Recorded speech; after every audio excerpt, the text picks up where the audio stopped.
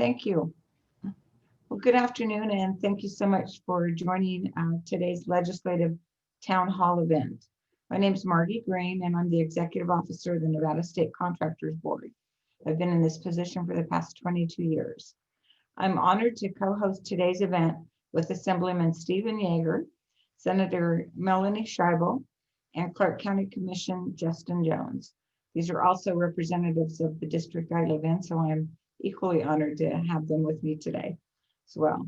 Each of us shares a commitment and passion for protecting Nevada's seniors and homeowners, and we appreciate you being with us here today as we provide you access to helpful resources you may require in your time of need. Also with us today from the Contractors Board is Director of Investigations, Paul Rosario, and he will be available to answer any questions you may have at the end of our presentation, as well as Public Information Officer Jennifer Lewis. Protecting the health, safety, and welfare of the public is a priority mission for the Nevada State Contractors Board. In addition to vetting and issuing contractors licenses, our board provides significant resources to the public, including a complaint process that allows us to investigate construction-related concerns for possible resolution.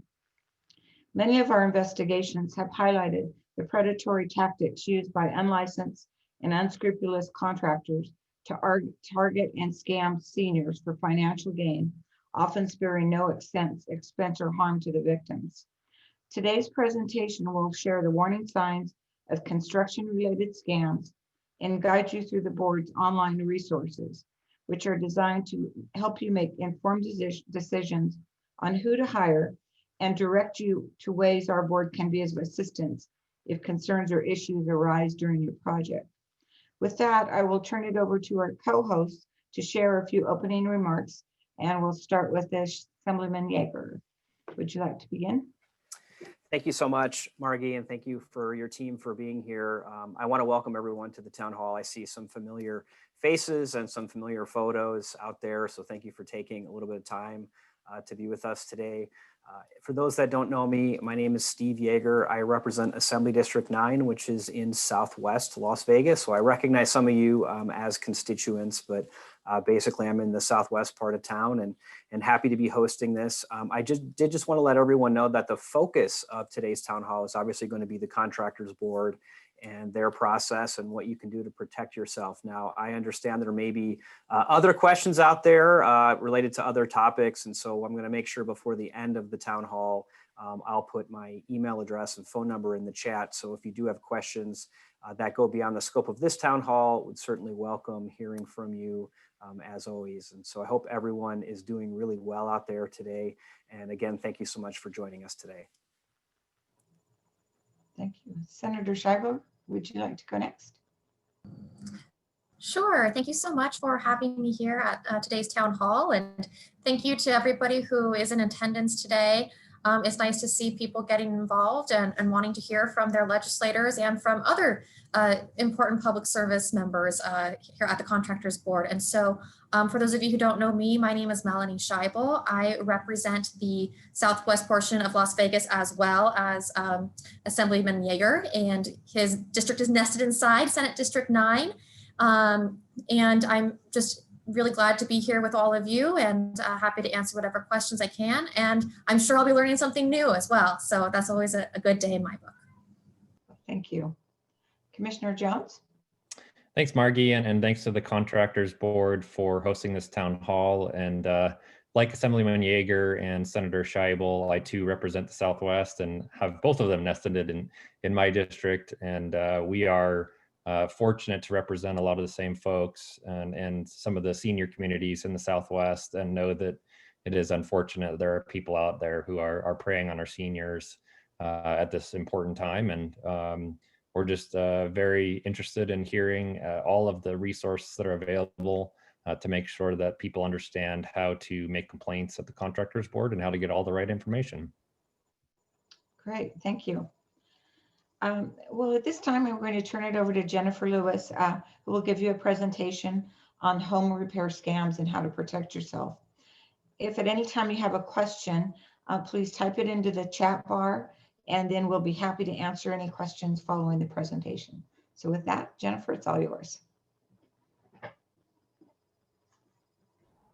Okay, good afternoon. Hopefully everybody can see the screen. Can I get a nod if you can? All right, excellent. So as Ms. Grein mentioned, we're here today at the Nevada State Contractors Board to share with you the importance of hiring licensed Nevada contractors. Our goal is to educate you on some of these home repair scams, give you the warning signs of what to look for, and then equip you with the tools and resources about how the board and others can assist you in your time of need should you have any issues with your construction-related projects. A quick overview about the Contractors Board. We've been around since 1941. We were established by the Nevada State Legislature. We are a public protection agency and are comprised of a seven-member board that is appointed by the governor's office. 6 of those members are licensed contractors, and we do have 1 representative of the public.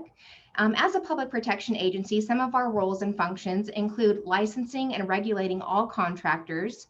Our licensing process, which we typically involves a number of review that we do of all of our applicants. We look at the financial background of our applicants to ensure that they can support the projects that they are engaging in. We also ensure that they pass trade and law exams and are familiar with any business requirements that the law requires as well. So once they pass that, that demonstrates their experience in the trade. We also look at least that they have at least 4 years of experience within the trade that they are applying for. We do license over 16,000 construction entities, and it's important to note that we license the construction entity and not the individual contractor. So when you have an issue, we take issue with the company owner, and they're the ones responsible for their workforce that come into your home. Our next division is our investigations division. This is where it comes, consumer protection really comes into play. When you have an issue, we have a complaint process, which we'll get into later in the presentation, that allows you to file a complaint with your concerns. Our board then opens a formal investigation. We look at the facts and evidence of your contract and the details of regarding workmanship to make a determination whether we're able to assist you or not in that matter. Typically, those cases where we are able to validate your concerns are resolved. The contractor in most cases remedies the situation, but we do have other processes in place should the remedy not fulfill itself as ordered by the board. And again, we'll get into some of those resources, which are again values of why you want to hire licensed contractors. And lastly, we have our public awareness side of the house, which is what you're here seeing today from the Contractors Board. It's our effort to educate the public about these resources. And as I mentioned with the investigations department, although our primary purpose is to investigate the licensed contractor complaints, we do also investigate unlicensed contractor complaints and criminal fraud cases. We will touch on some of the unlicensed contractor concerns that we have and how you can identify some of those warning signs. And really the purpose of that is because you lose, or I should say you receive limited protections when you hire unlicensed contractors. And that's really the purpose of today's presentation, is just to caution you about what those might be so that you can make informed and educated decisions before you have somebody come to your home and perform construction-related services. To get us started, I wanted to share with you a public service announcement that Governor Sisolak provided for us. Hi, I'm Governor Steve Sisolak. Seniors are often taken advantage of by unlicensed contractors looking to perform home repair services. Aggressive sales tactics and demands for cash payment are common characteristics of criminal activity. The Nevada State Contractors Board offers free resources to help reduce your chances of becoming the next victim. Be familiar with the warning signs and always verify a contractor's properly licensed with the Contractors Board. And while that public service announcement was targeted towards seniors, this message really does apply to all homeowners in general. Seniors are a very vulnerable population for unlicensed contractors, so we do tend to focus on that population, but certainly want to make sure that today's information is shared not only with your friends and family, but those close to you within your community as well. Okay, just very quickly as a reference point for today's presentation, the Contractors Board is guided by Nevada State Revised Statutes Chapter 624 and Nevada Administrative Code Section 624. So if you have any questions or concerns, we do have those references available on our website, or you can call our office and we'll be happy to provide you a copy of our handbook. So let's get into the details here. Specifically, kind of a general rule of thumb when looking at whether you need to hire a licensed contractor. And my caveat to that is we will always encourage you to hire a licensed contractor, regardless of the size or scope of your project. But typically any work that is over $1,000, including labor and materials, would require a contractor's license under state law. Any work that requires a building permit, licensed contractors are the only individuals that can pull a building permit unless you're going to apply as an owner builder, which again, you're then assuming the responsibilities of a contractor and may have limited resources should something go wrong with your project. Any work that is plumbing, electrical, refrigeration, heating, or air conditioning will always require a contractor's license, again, regardless of the size or scope of that project. These are health and safety trades, and anything that could go wrong with those could potentially be hazardous to your home and those that are living in it. We always encourage you to check for a contractor's license, and we'll be walking you through how to do that on our website in just a moment. So some of the dangers of working with unlicensed contractors, our biggest concern is that they haven't verified their experience in the trade. We don't know what their qualifications are and if they are equipped to do what they say that they can do. Additionally, many of these individuals do not carry workers' compensation insurance. And what that means to a homeowner is when this individual comes into your house or brings other individuals with them, should they slip and fall or fall off of a ladder or injure themselves, you unfortunately would be liable for that injury. Here at the Contractors Board, we have seen unfortunate cases where a homeowner brought somebody in to do a very simple job and unfortunately ended up getting sued in the end because of an injury that took place that could have been prevented had a licensed contractor who carries the proper workers' comp insurance been hired. So we definitely just want to caution you and make sure that you're aware of that added liability that you take on. In most cases, we do see an increased risk of poor workmanship. Again, that kind of ties back to the inability to verify the qualifications of the contractor and knowing that they have the proper skills and knowledge of the trade. While they may be equipped to do the basic tasks, they may not be as familiar with current industry standards. They may be operating on years dated information. So without being able to vet that for you based off of the license of the contractor, it is a risk that you take on as a homeowner bringing them into your home. And lastly, you have limited options for assistance if something goes wrong. And what I mean by that, as I'll share with you in a moment, when you hire an unlicensed contractor, you only have 2 years to file a complaint with the Contractors Board. While we are able to investigate that, and we will try to identify options for remedy when available, in most cases, very little can be done from the Contractors Board perspective. Those cases will either be issued an administrative citation to the unlicensed entity, or we may transfer that case over to the local district attorney's office for criminal prosecution, at which point it then takes on another pathway for resolution through the district court.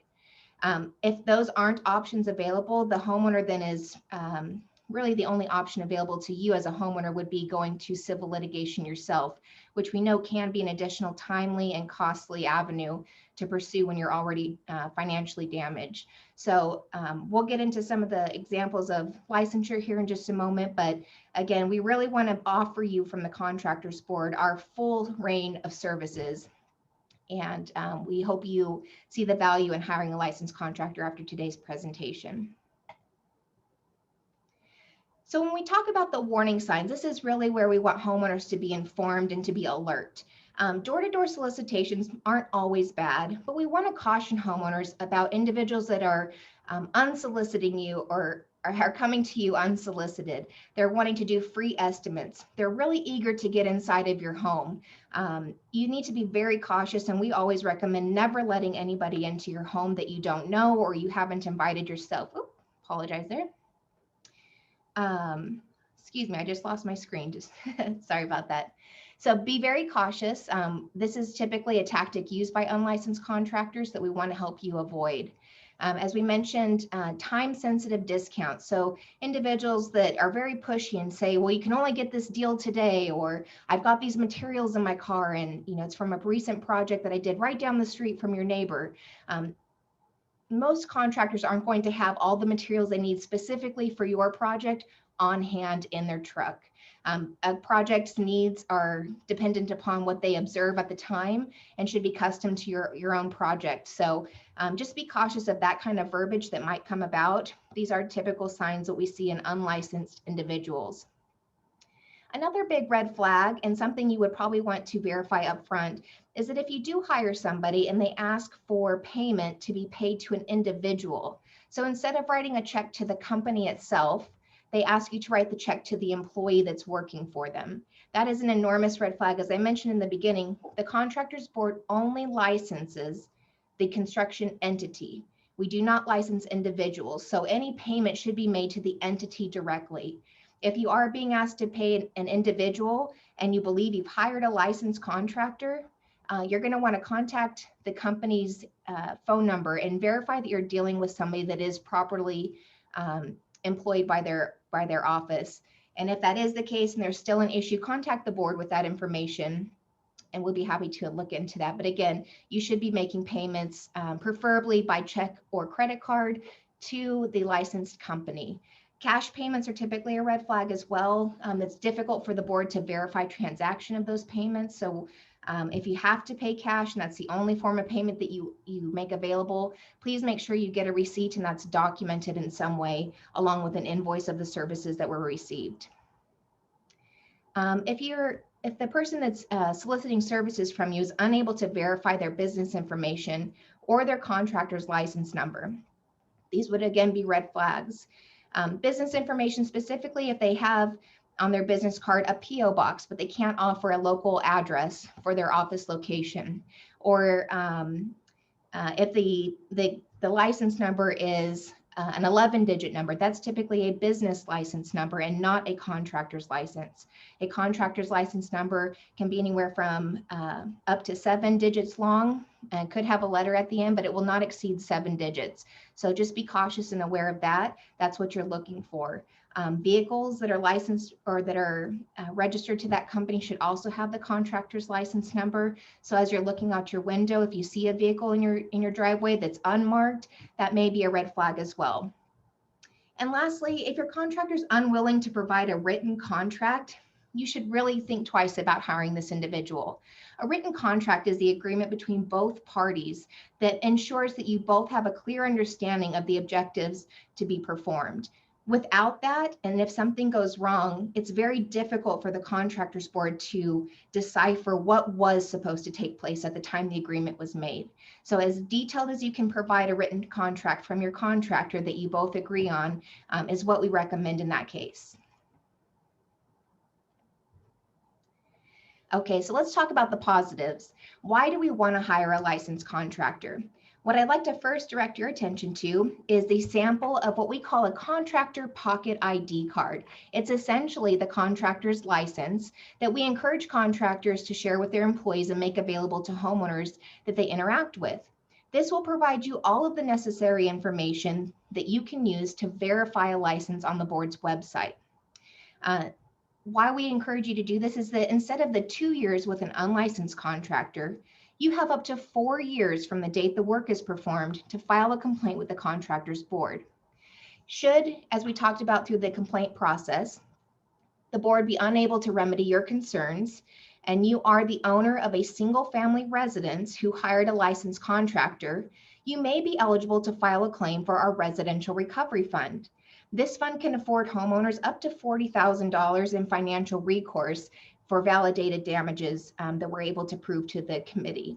Again, the committee makes that final determination, but it is a free financial avenue of recourse, I should say, that's available to those homeowners in need. So aside from having to go through civil litigation to resolve those concerns, we make this available. We're one of a handful of states across the nation that does so and truly find the benefit. I believe since the fund has been in place, we have awarded millions of dollars. I apologize, I don't have that number in front of me, but millions of dollars have gone out to homeowners in need.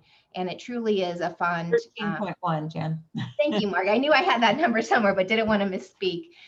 So 13.1 million has gone out to assist homeowners who have been damaged through licensed contractors.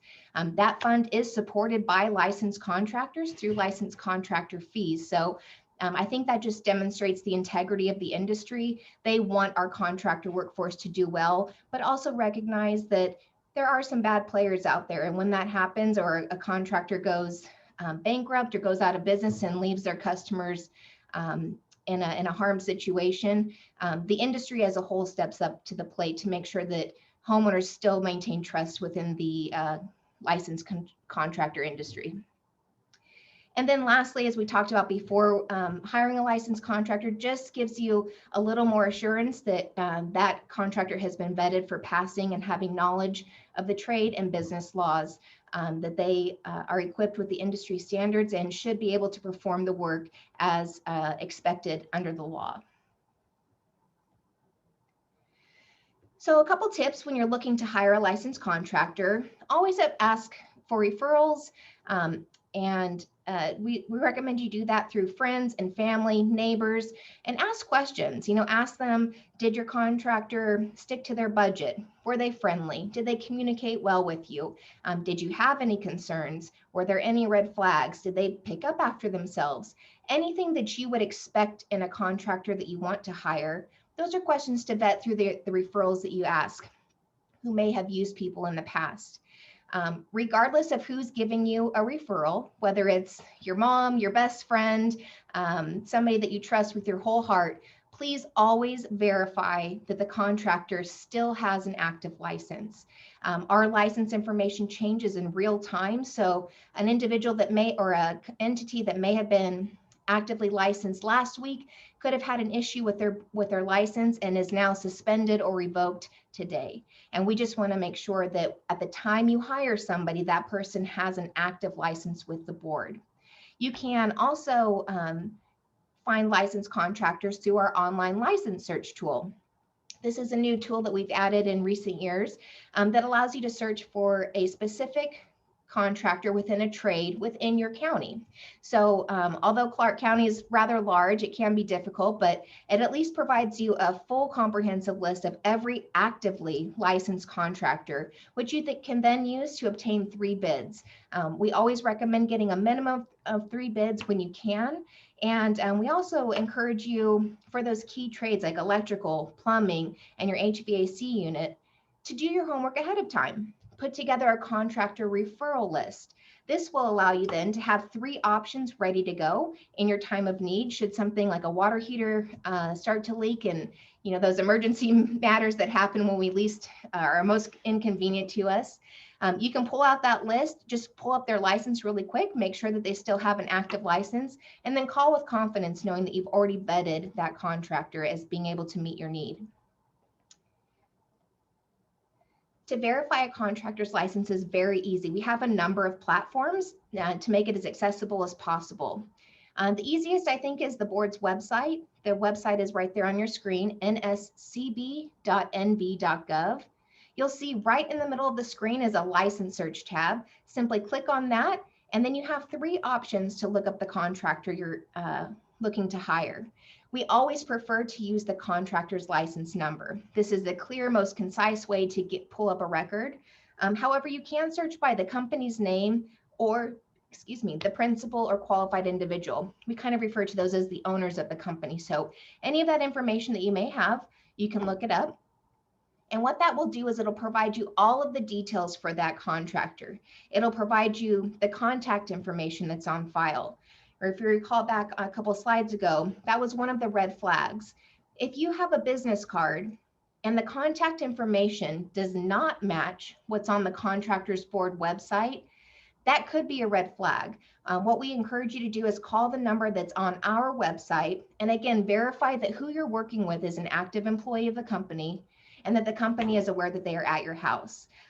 Sometimes if the company may inform you that that was a former employee, they must be using their license and they had no knowledge of them being out there. This helps protect you from engaging or I should say from becoming victim to a fraudulent intention from that individual who's posing as an unlicensed contractor. But again, you'll get the contact information. You'll learn the monetary limit of the license, which is essentially the maximum contract value they can undertake on a single property. You'll also learn the status of the license, when the license was issued. So it'll give you the origin date, and that basically tells you how long the company's been in business, licensed with the Contractors Board.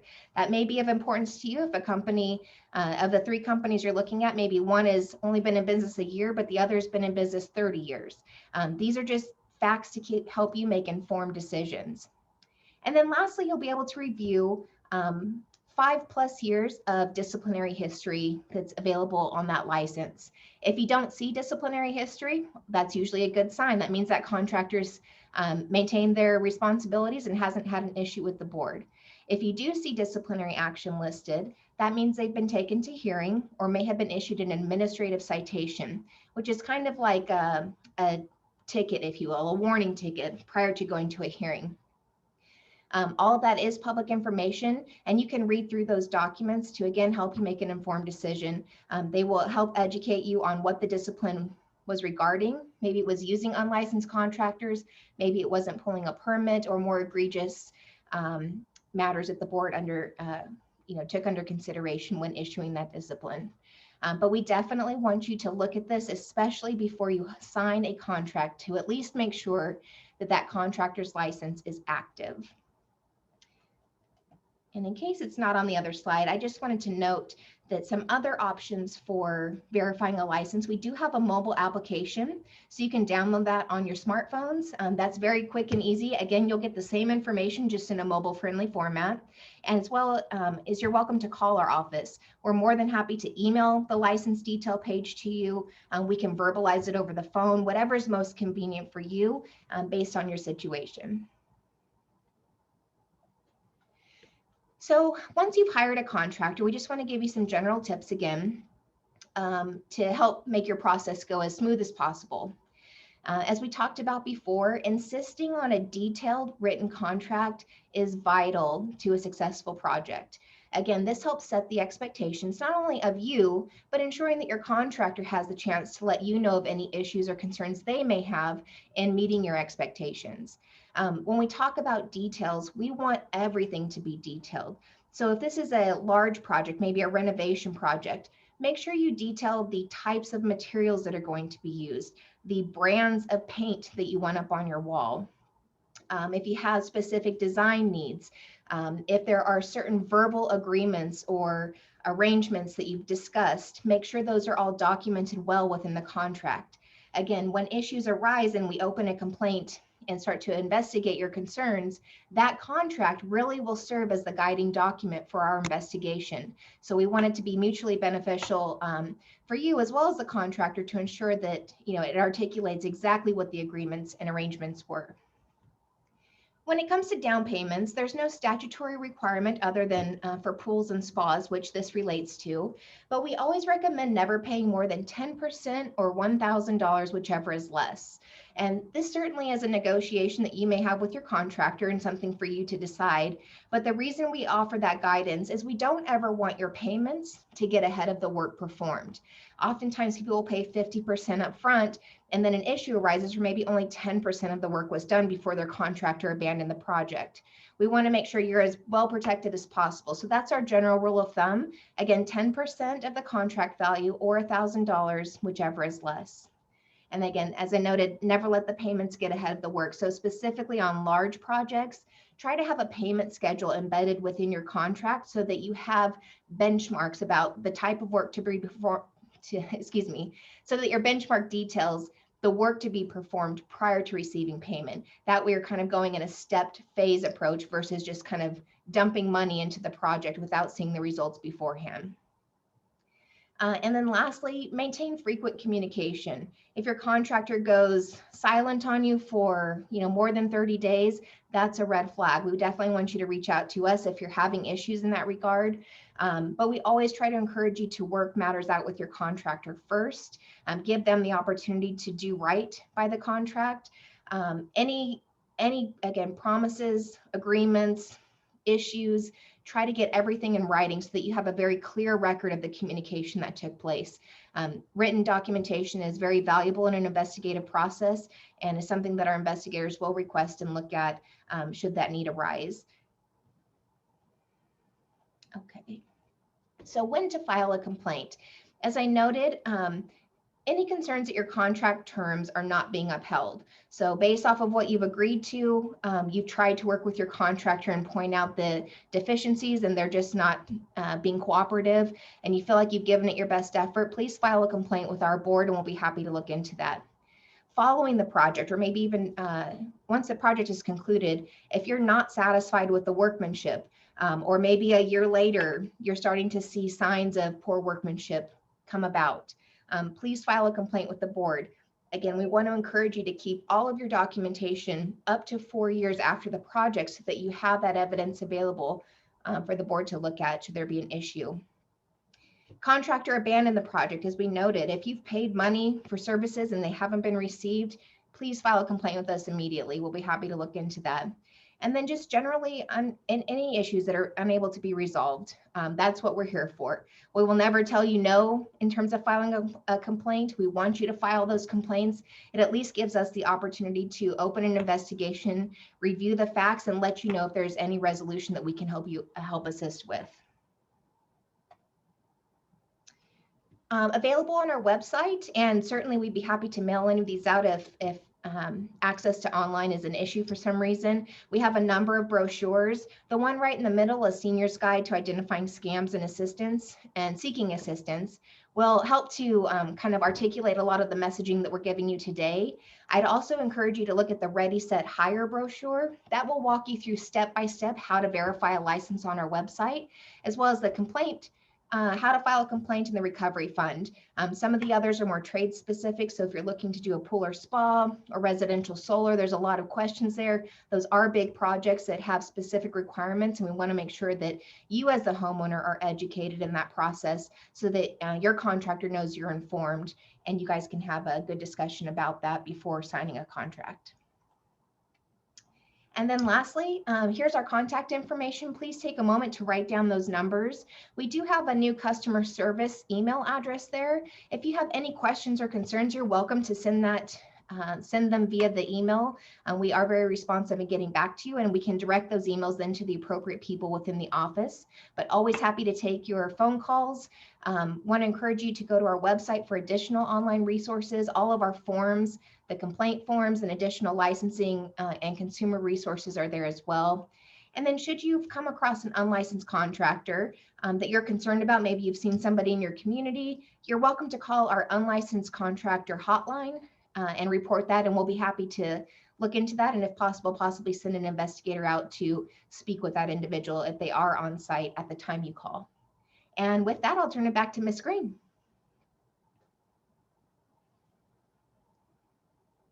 Guess I could unmute myself. Thank you, Jennifer. Great job. Jennifer is 8 days away from delivering her 5th baby, so let's hear it for Jen. Anyway, thanks everyone for attending today. And did we have anyone in the chat room that had any questions? Let's see. Ms. Spangler suggested everyone getting lien releases. That's good advice. Anyone else have anything that they'd like to ask or share? Oh, here's one. Can you hire a contractor from California or Utah? That answer is only if they have a Nevada license. So we do get a lot of contractors trying to cross the border without following Nevada law. So the answer is only if they're licensed here. Okay, any other questions? Okay, great. Well, I'll turn it back over to our co-host for any closing remarks you might have. Oh, okay, here's one. Are there any county regulations that override or add to state requirements? Yes, the county or other entity may have requirements that are more stringent than the contractors board and additional requirements as well. So it's important that you check with both. Sometimes they can't have requirements that are less stringent than ours, but they can have requirements that are more stringent. So anyone else? Is a general contractor able to, I think, is that, I'm assuming that's perform anything I might need? That's going to depend on your project. If you've got multiple trades and say you're remodeling your house and that work is going to entail a kitchen remodel and a bathroom remodel and floor covering, etc., the general contractor will be hiring appropriate subs if he's not able to perform that work. Next is, does the board verify company maintains required certifications? I'm not sure on that question. What type of certifications? Do you want to clarify that for me, Mr. Lazarek? Do you want to unmute yourself maybe wherever you are? Here we go. Hi, can you hear me? Yes. The question is, if a contractor has employees that have certain state or national certifications or training that requires continuing education credits, does the contractors board check to make sure that they are keeping those active?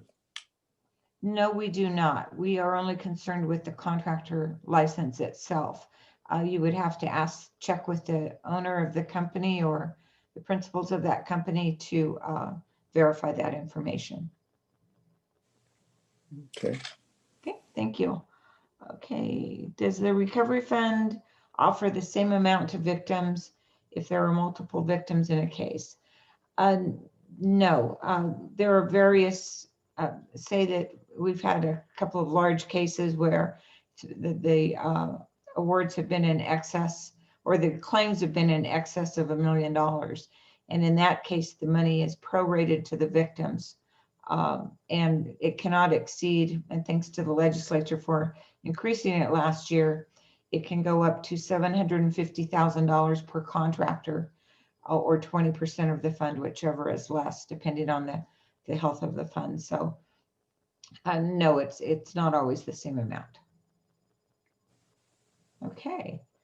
And Margie, I think we had a question about the timing. If someone files a claim and it's approved, how long it might take for the homeowner to actually get payment?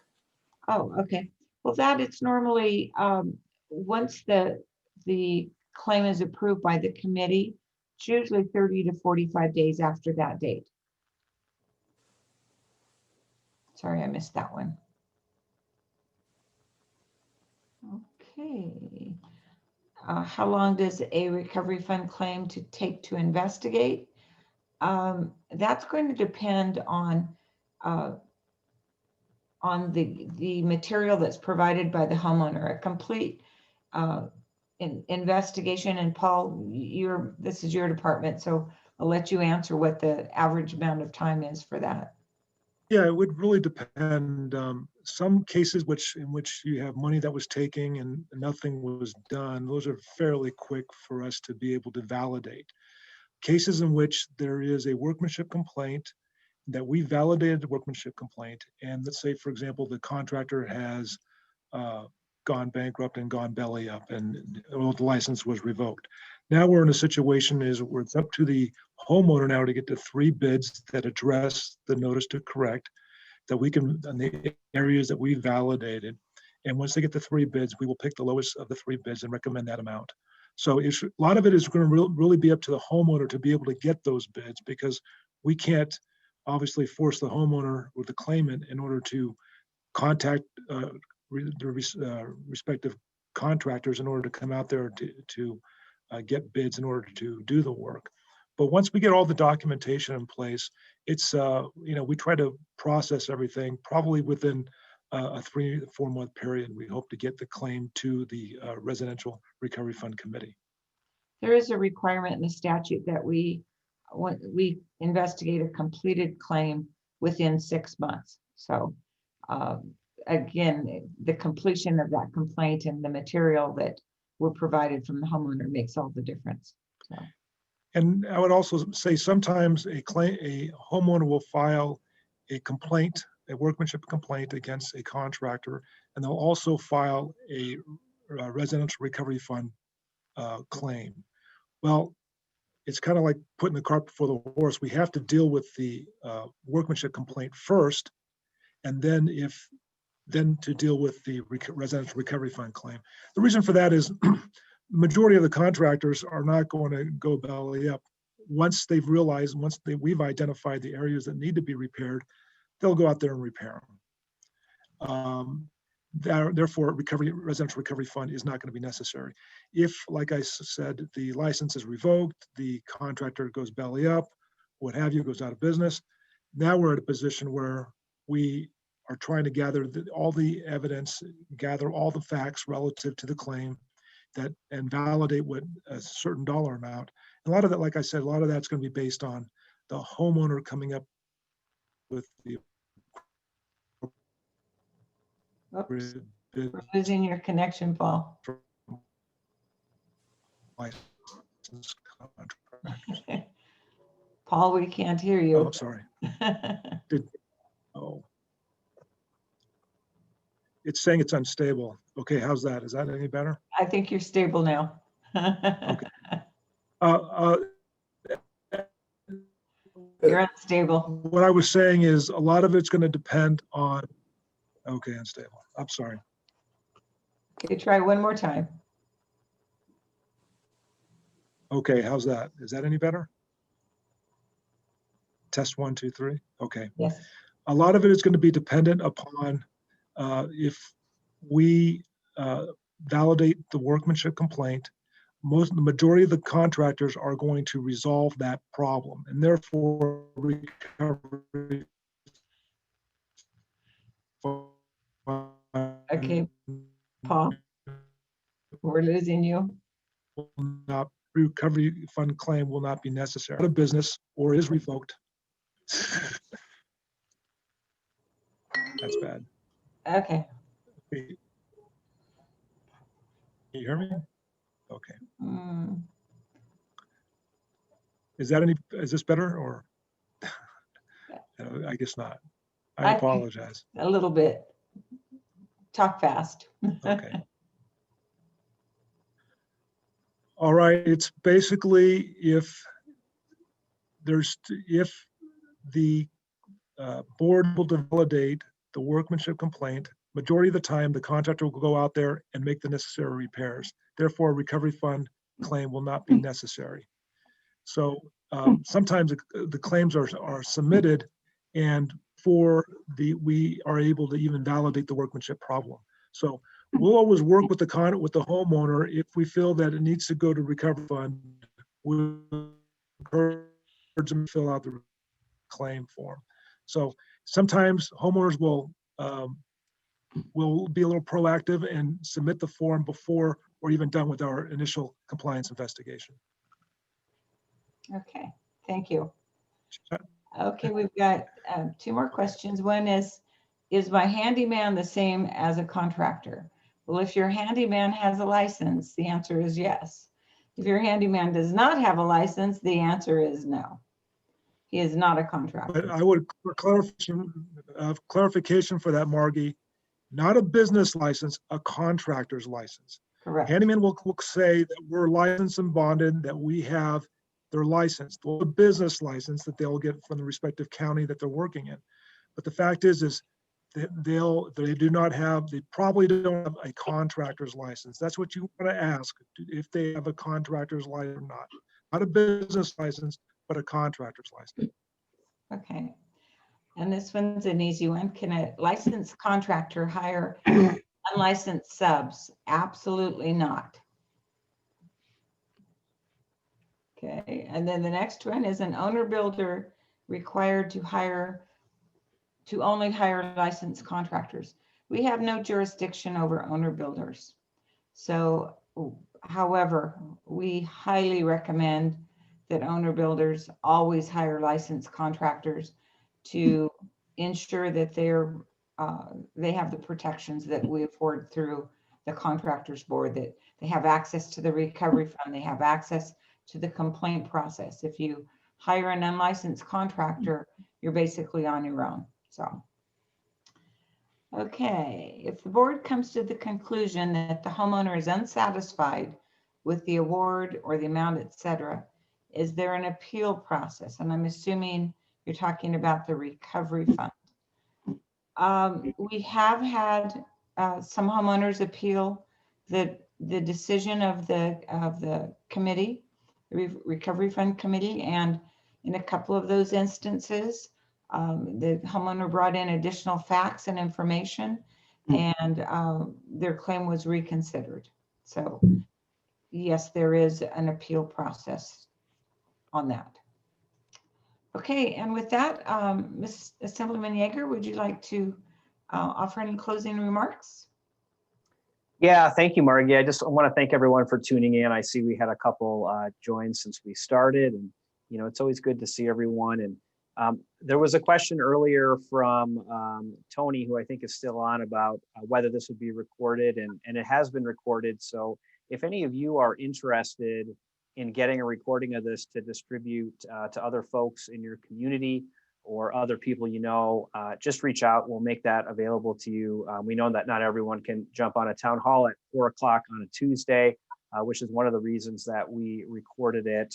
And then just along with that, I wanted to let you know, I did put in the chat my email address and my cell phone number in case you need it and don't have it. You can always Google me too. It's all on there on the internet. But if you have additional questions that don't relate to the subject matter we covered today, feel free to contact me by phone or by email, and I will try to get back to you or have one of my staff members get back to you as soon as I can. So, with that, I just wanted to thank everyone again for participating, and I will hand it over to my state senator, Senator Scheible.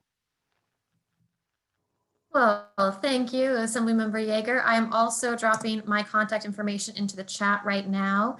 And I appreciate all of you being here.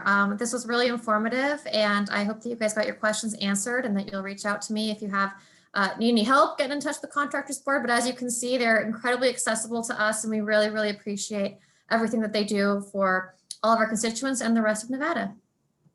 Thank you. Commissioner Jones?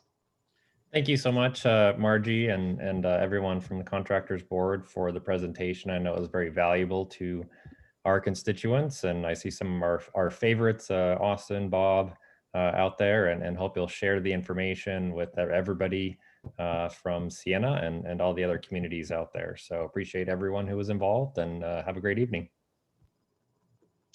Okay, great. Well, please, in closing, if you have any questions or anything today that we didn't cover or need assistance, please don't hesitate to reach out to the Contractors Board or your representatives, and we're here to help. So with that, have a great evening. Thank you, everyone. Thanks.